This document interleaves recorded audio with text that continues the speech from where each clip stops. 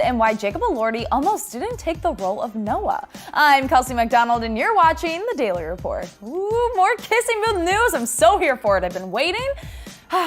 Finally, about time.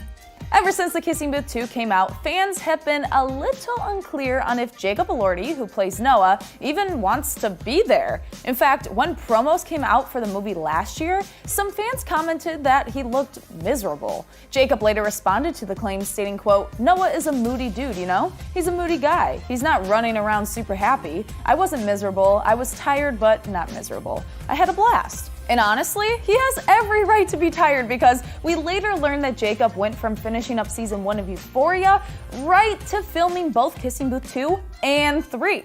Talk about jet lag, seriously. Can you imagine filming a season of a show and then getting into 2 movies? And while he may not have been miserable filming the movies, he almost didn't take the role at first. In an interview with Vanity Fair, he explained that even taking a role in a Netflix film would have gone against everything he loved. He told the interviewer, quote, "I'm a purist and love the movie theater, so I had this weird moral battle of what am I aiding and abetting? Am I the face of this robotic, terrifying new age? Am I murdering this thing that I love? But there was this mentality of I'll do whatever the I've got to do to get to the United States and do what I love." We're definitely glad that he was able to look past the fact that it wouldn't be in a movie theater, but any talks of a 4th kissing booth probably won't include Jacob, as he told Vanity Fair, quote, "This really is the last kiss." So there really isn't going to be a Kissing Booth 4? Jacob literally crushing my dreams. Jacob plans to move on to hopefully more adult roles, as he explained that he is burnt out on playing teenagers, even though he's in the middle of filming season 2 of Euphoria where he plays a teenager. So... But we know he's in it for the long haul on that show because he can't stop gushing about the lead Zendaya. The two were rumored to be in a relationship earlier this year. Before the whole world shut down, they were seen out on a vacation to Greece together, shopping together in New York City, and even getting flirty at a Broadway show. Once everyone was locked down, we didn't hear much from the two, and they seemed to have broken up because Jacob started dating model Kaya Gerber. But that doesn't mean he won't stop hyping Zendaya up. When Vanity Fair asked about our queen Zendaya, he said, quote, "She's a power unto herself and so talented, such a sweetheart." Oh, I love when Jacob talks about Zendaya. It's just like music to my ears. He has yet to gush about his other ex, Joey King, the same way, but that doesn't matter because Joey won the People's Choice Award for Comedy Movie Star 2020 last night. You go, Joey. In her acceptance speech, she hyped herself up. She doesn't need Jacob for that. Upon accepting the award, she told the world, quote, "I'm so excited. This is so exciting. Oh my God. When I got nominated, I never thought that I would win because I'm nominated against such incredible people. But I did, so ha! No, I'm just kidding."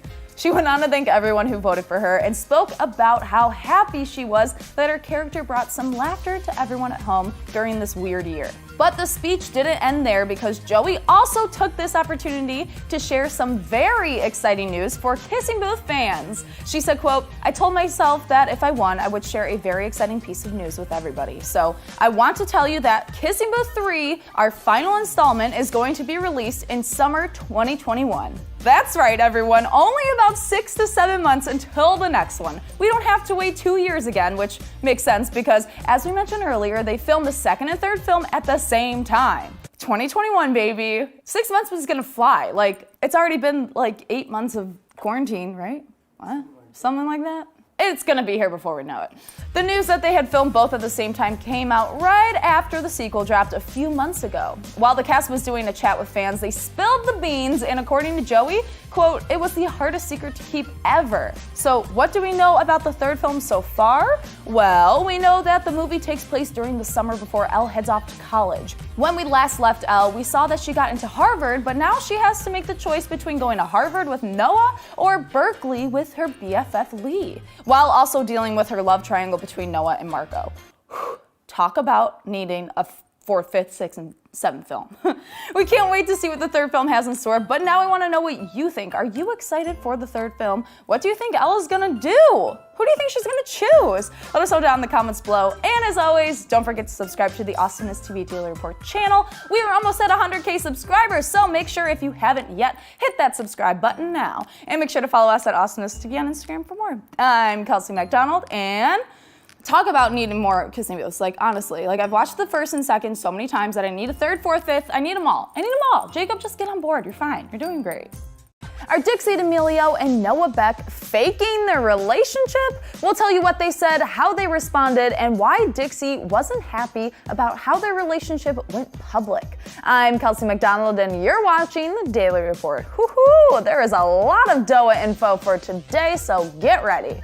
Dixie D'Amelio and Noah Beck are coming up on their 2-month anniversary next week, and the two are going strong. The couple, who started hanging out mid-August, claimed to be just friends for about a month and a half, despite being seen kissing in Dixie's music video and getting cozy at outdoor restaurants. Eventually, at the end of September, Noah took Dixie to a beach in Malibu to make it official, and about a week later, the rest of the world found out.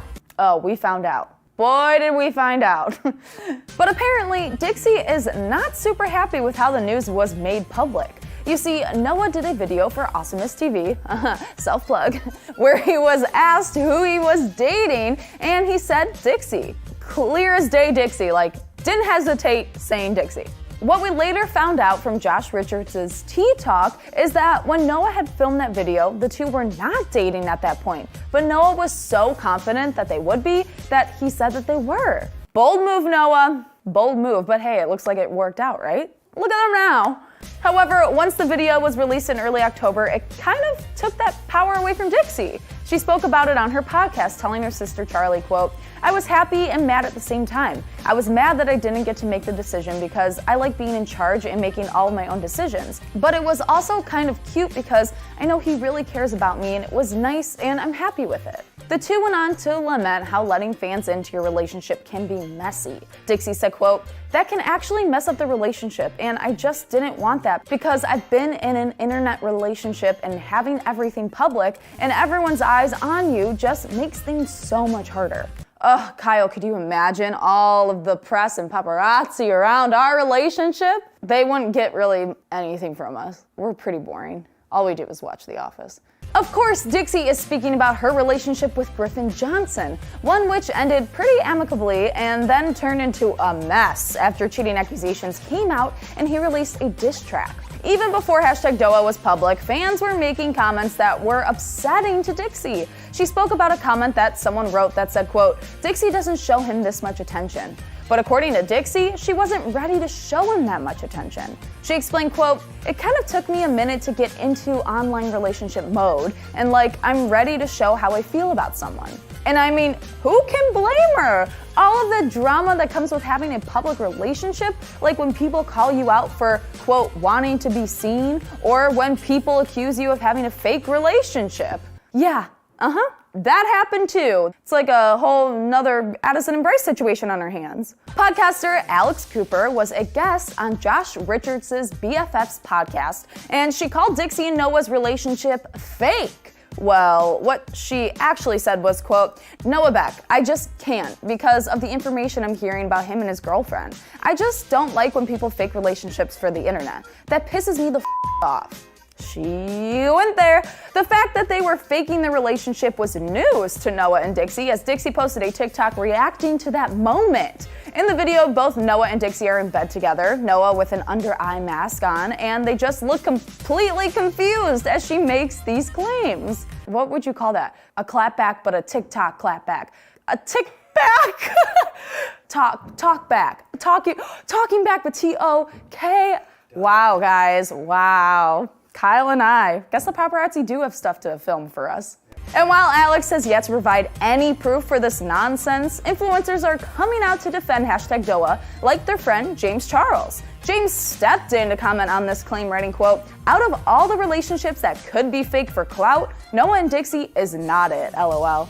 Dixie even took the time to like comments on the issue, like one where a fan wrote, quote, "Not gonna lie, I thought it was sweet of Josh to stand up for Noah and Dixie because he said that their relationship isn't fake, and she changed the topic immediately." One fan also wrote, quote, "We all watched her act in the hospital show. She isn't the greatest actress, LOL. And Dixie commented on this one and wrote, quote, "Period. We stan a self-aware queen." Seriously, that was hilarious. The BFF's podcast account even tried to cash in on the drama they created by also writing on Dixie's TikTok, quote, "Sounds like you guys should come on the pod and discuss." Thankfully, Dixie knows better and probably understands that she doesn't have to defend her relationship with Noah, so she wrote back a simple quote, "No thanks, Dixie," with the talkbacks. But honestly, Dixie probably doesn't even have time to go on a podcast because she's too busy making music videos with Wiz Khalifa. This girl is rising to stardom.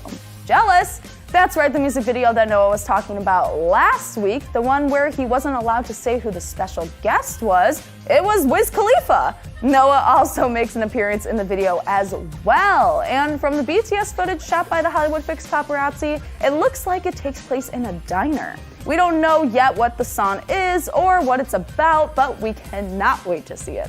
It's gonna be a good one. And now we wanna know what you think. Do you think that Noah and Dixie could possibly be faking their relationship? Let us know down in the comments below. And as always, don't forget to subscribe to the AwesomenessTV Daily Report channel. We are almost at 100K subscribers, so go make sure to hit that subscribe button if you haven't yet already. And make sure to follow us at AwesomenessTV on Instagram for more. Almost messed up. I'm Kelsey McDonald, and a talk back. TOK, clap talk, so many things. We're good at this. Griffin Johnson reveals that Dixie D'Amelio and Noah Beck may have had a thing going on before they broke up. We'll tell you what he said and why there was weird tension in the Sway house. I'm Kelsey McDonald, and you're watching The Daily Report. Ooh, just when you thought it was, oh, that's literally the next line. I'm ahead of myself. Just when you think the Griffin Johnson and Dixie D'Amelio saga is over, someone spills the tea and we're back in it. If you don't recall, Griffin and Dixie dated earlier this year and they were a fave couple for a very long time. Hashtag Grixie gave us cute TikToks together, a steamy on-screen kiss and Attaway General, and that time Griffin helped take care of Dixie after getting her wisdom teeth out. Hashtag goals. Things appeared to be going well for this couple until drama struck in early July. The TikTok Dramageddon, labeled this way since YouTube has already like 3 of these, consisted of a certain member of the Hype House accusing everyone in the Sway house of cheating. Dixie clapped back at this and ignored the claims, choosing rather to stand in both Charli and Griffin's corner, but unfortunately, by the end of the month, the two had split up. It was an amicable split at first until the cheating allegations came to light. Griffin started liking TikToks that were insinuating that Dixie cheated, and that's when she mentioned the many screenshots she has of Griffin messaging other girls. Griffin later released a diss track called Convenient, where he's saying, quote, "She said I cheated and that's just up, but you believed it, ain't that convenient?" Ooh. And then after that dropped, Dixie made a whole TikTok using the song, posting the screenshots of Griffin messaging girls. It's like just when you think it's over, it's not. And then you think it is again, and it's not. And then it's just back and forth. It's like ping pong. It got real messy, real quick. And while this drama was going on, Dixie was getting closer with another Sway House member, Noah Beck. I mean, you all probably could have guessed that though, right? We say closer because apparently they were already pretty close. In an interview on Josh Richards' BFF's podcast, Griffin revealed that he believes something may have been going on there. What? Bringing back all the old drama. He mentioned that there was a lot of, quote, weird going on between Noah and Dixie the entire time they were dating. He told Josh, quote, "I'm not saying this because I'm mad or I'm trying to throw them under the bus. It's been months now. This is over with. I don't care and neither do they. They've moved on. But since you asked me, it was weird, dude." He went on to describe the quote-unquote best friends group they were a part of who would take trips to Malibu together, which, if you recall, is where Noah took Dixie to ask her to be official 2 months after she split from Griffin because Malibu was such a special spot for them. Griffin added, quote, "It was weird stuff like I thought about it and was like, this is weird, but I'm not a weird boyfriend. I'm not gonna be like, no, you can't go." Griffin also mentioned how weird it was in the beginning when Noah started hanging out with Dixie. The two had always told paparazzi that they were cool with each other and that there was no beef at all. Even when Griffin name-dropped Noah in the diss track, Noah thought it was funny, and the two continued to work out and make TikToks together. Literally like nothing was wrong. But apparently it wasn't always like that, and at one point, Griffin was pissed. He admitted that he wasn't necessarily pissed that Noah was dating Dixie, but that he never told him. He explained, quote, "I knew and I was waiting for him to say something, and he never did. This created a quote-unquote weird tension in the house, but now it seems everything is cool and back to normal, even though Griffin is still being labeled a cheater on a daily basis. But he explained those screenshots as well. Griffin's spilling all the tea today. Wow. He did confess to Snapchatting girls, but according to Griffin, he and Dixie were on a break at the time. He said, quote, "It was like a 4 or 5 day period we had broken up, and I'm not going to lie, dude. I was just kind of sad. It wasn't me sliding into girls' DMs, it was me answering DMs because I knew it was girls that wanted to talk to me." And apparently not all of the screenshots we've seen are real. Griffin admitted that about half of them were fake, but also half of them were real. But you know what? He owned up to it, and now that Griffin has taken this moment to try to clear his name, he seems much happier. Before the podcast was released, he tweeted, quote, "Before this BFFs podcast comes out, I would just like to say that I have nothing but love for everyone." And then after it was released, he tweeted, quote, "So much love, I feel like myself again, I feel free, love y'all." And quote, "My mental health is so much better." I believe this is what the experts call closure. I feel like I'm like Rachel Green right there when she says that. And that is what you call closure. Friends reference. We don't know if Dixie or Noah will respond to any of the allegations or if they need to, but we want to know what you think. Do you believe Griffin? Let us know in the comments below. And as always, don't forget to subscribe to the AwesomenessTV Daily Report channel. We are almost at 100K subscribers, so if you haven't yet, go make sure to hit that subscribe button and make sure to follow us at AwesomenessTV on Instagram for more. I'm Kelsey McDonald, and that was a lot. That was a lot. Griffin coming out strong. Wow. Charli D'Amelio claps back at her haters. We'll tell you what she said and why the D'Amelios are facing backlash after how they treated a chef in their latest video. I'm Kelsey McDonald, and you're watching The Daily Report with the cutest pup of all time, Ocean Potion. I'm sorry I woke him. Oh, the Daily Report mascot. It's fine. Charli D'Amelio is the biggest TikToker on the planet. It's been a year since she has blown up, and as of right now, she's at 99 million followers on the app. This means that she has had to deal with her fair share of criticism because people will often try to tear down others. Charli has spoken out about her haters in the past multiple times and even did an Instagram live last month where she addressed the people who say things like, quote, "You looked better a year ago." When trying to figure out what had changed about her within that year, she wondered if it was that she had recently dyed her hair and went on to say, quote, "That's really the only thing that has changed about me, except for the fact that I'm a lot more confident, which took me a while. So I'm not going to just let people say that about me. I stayed quiet about a lot of things, and honestly, it's extremely frustrating being a teenager and just having to let millions and millions of people get to talk about the way I look." Charli speaking her truth. Love to see it. Now, Charli is taking this conversation to her podcast, the podcast that she and her sister Dixie host together. In the episode, Charli talks about the people who tell her that she, quote, "used to look prettier," which, wow, what a terrible thing to say to someone. Like, seriously, guys, come on. But Dixie, being Dixie, told it like it is and did mention that she looks very different now compared to the beginning of quarantine back in March. She added, quote, "Not in a bad way. You look good now. You have eyelashes and you are really tan." Charli then explained, quote, "I hate how I look now because now I want to look how I did then. But then when I looked like that, I didn't like it. So what do you want me to do? Just be sad?" No, Charli, we don't want you to be sad. We want you to be happy. The Charli that we all know and love. Dixie then brought up that Charli did get a haircut back in February and wondered how a 4-inch haircut changed her so much. To which Charli replied, quote, "Because it gave me confidence and they liked when I was fragile. It's true. They are scared by a confident woman." And while Charli won't be making any apology videos for her appearance or confidence anytime soon, the D'Amelios posted the first episode of Dinner with the D'Amelios 2 days ago with special guest James Charles. And believe it or not, James was not the most controversial thing in this video. It all started when Chef Aaron May, a professional chef who is friends with Guy Fieri and pops up on his shows all the time, was describing the dinner menu to the family. Charli was apparently not pleased with these options because she proceeded to make faces as he listed items. When dinner was served, a paella, it was Dixie's turn to overreact. After figuring out that one of the items on her plate was a snail, she began to gag and make vomit noises. The chef revealed that eating it would bring good luck and fortune, so Dixie tried it and then turned away to either actually vomit or make vomit noises. Either way, Heidi and Mark were clearly embarrassed, and Heidi did even say under her breath, quote, "Oh God, so dramatic." Mama Heidi coming in, keeping it real. It turns out she did actually throw up though, possibly on the floor, but she ran out onto the deck, so it could have happened there as well.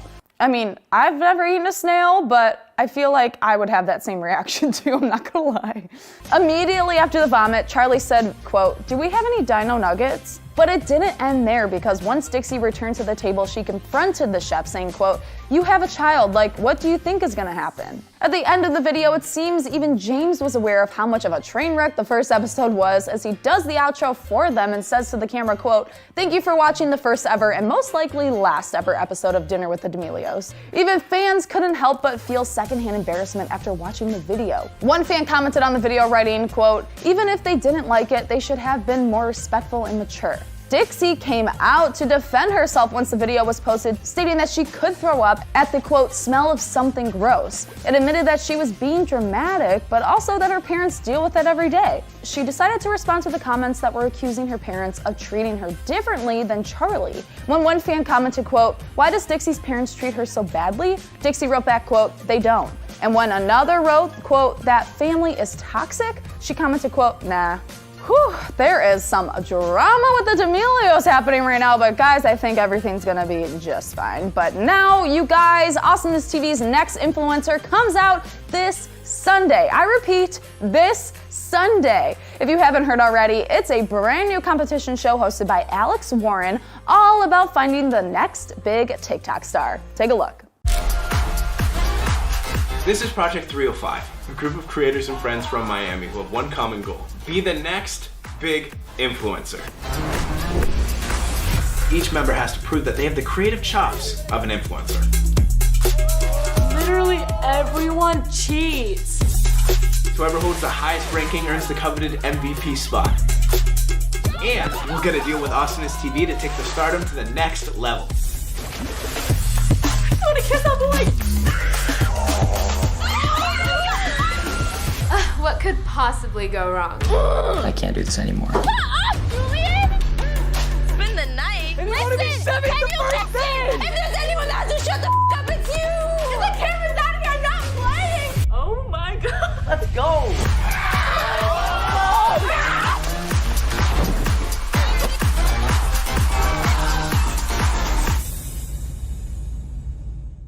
Awesomeness TV's next influencer comes out this Sunday, November 22nd on Awesomeness TV's YouTube channel, so make sure to check it out because you know I will be watching. But now we want to know what you think. Do you think Dixie and Charli were being rude to the chef and in the video? Let us know in the comments below, and as always, don't forget to subscribe to the Awesomeness TV Daily Report channel. We are almost at 100K subscribers, so go make sure if you haven't yet, click that subscribe button, because I know Ocean is. And make sure to follow us at Awesomeness TV on Instagram for more. I'm Kelsey McDonald, and is he sleeping still? Precious angel baby. Just gonna lay here with Ocean for the rest of the day. Oh. Charli and Dixie D'Amelio speak out about how they treated Chef Erin May. We'll tell you what they said and why James Charles is stepping out to defend them. I'm Kelsey McDonald, and you're watching The Daily Report. Happy Friday! It's about time. Earlier this week, we reported on a now controversial video released by the D'Amelio family. In the video, hugely famous TikTokers Charli and Dixie D'Amelio had James Charles over for dinner with their family, where they chatted it up as a professional chef named Erin May cooked dinner for them. Shortly after the video was posted, it immediately started to receive backlash for how both Charli and Dixie were acting, specifically towards the chef himself. In the beginning, as the chef was describing the menu for the evening, Charli was making faces, which seemed a little bizarre. Later, after being served a traditional paella, Dixie discovered that she was eating a snail and immediately started making vomit noises. After the chef convinced her that eating it would bring about good luck and fortune, she tried to eat it, only to vomit it back up. possibly onto the floor or out onto the deck. The cameras thankfully did not show us, but she did confirm that she threw up. Once she rejoined the table, she told the chef, quote, "You have a kid, what do you think was gonna happen?" While all of this vomit drama was happening, Charli asked if she could have dino nuggets. Which, honestly, guys, does not seem terrible. I would probably take dino nuggets over a snail any day. And also, like, Charli's really picky. She even said that too in the video, that she's so picky that she loves macaroni and cheese and dino chicken nuggets. Like, those are her favorite things. Sounds like a pretty good meal to me. All of this behavior led to fans calling the two rude for treating a chef this way on camera, but that's not the only reason some are mad. At a certain point in the video, Charli spoke about how cool it would have been if she had gotten 100 million followers on TikTok on the 1-year anniversary of receiving 1 million followers. Whew, that's a lot of followers. James joked around and said, quote, "Was a 95 not enough for you?"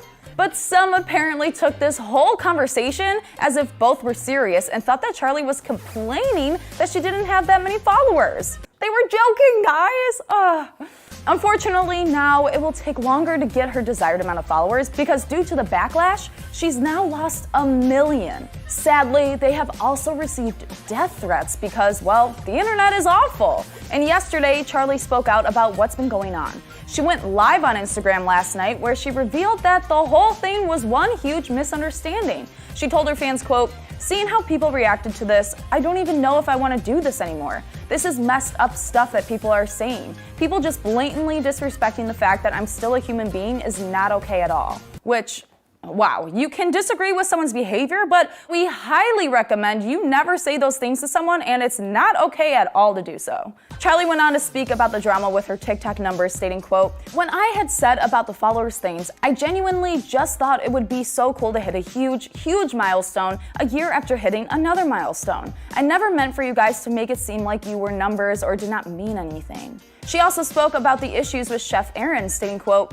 "We should have done better on our part with the editing to make you guys know that it was a joke, and that's on me. I take full responsibility for that." Dixie also hopped onto her TikTok to set some things straight. She spoke about how they've actually been working with Chef Aaron May for a couple of months on content for their channel and also for his, and through that they developed a quote-unquote amazing relationship.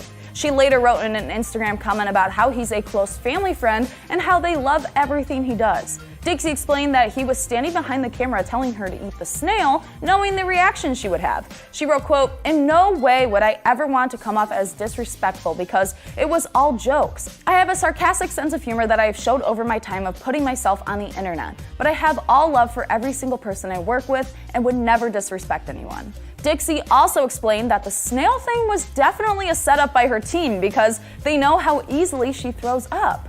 Oh my gosh, if you did that to me, Kyle, I would throw the snail at you. So while they are definitely doing some damage control, the chef himself has come out to defend the sisters. The Hollywood Fix paparazzi caught up with Chef Aaron, who said the whole thing is one big misunderstanding and blown way out of proportion. He told the paparazzi, quote, "Those girls are the greatest. I love them. It was all fun and games. Not at all were my feelings hurt. I don't expect her to love the snails. Like I said, somebody thought it would be funny to feed them snails and they reacted the way they reacted. It's all good." See, guys? I knew it. Everything's fine. James Charles is also stepping out to defend the D'Amelios, tweeting, quote, "This Charli situation is not sitting right with me. 100 million followers in 1 year and y'all expect her to know how to be a perfect role model? Death threats because she's a picky eater and made a joke about a milestone? 30-plus-year-olds dragging someone half their age? Feels familiar." And yeah, he's not wrong. He's definitely someone who has been through a lot of backlash, so we hope that he's able to guide Charli through this mess. But now we want to know what you think. Do you believe that Charli and Dixie were being rude or that it was all jokes? Let us know in the comments below, and as always, don't forget to subscribe to the AwesomenessTV Daily Report channel. We are almost at 100K subscribers, so if you haven't yet, hit that subscribe button now. And make sure to follow us at AwesomenessTV on Instagram for more. I'm Kelsey McDonald, and like seriously though, if there was a snail, I couldn't do it. I would take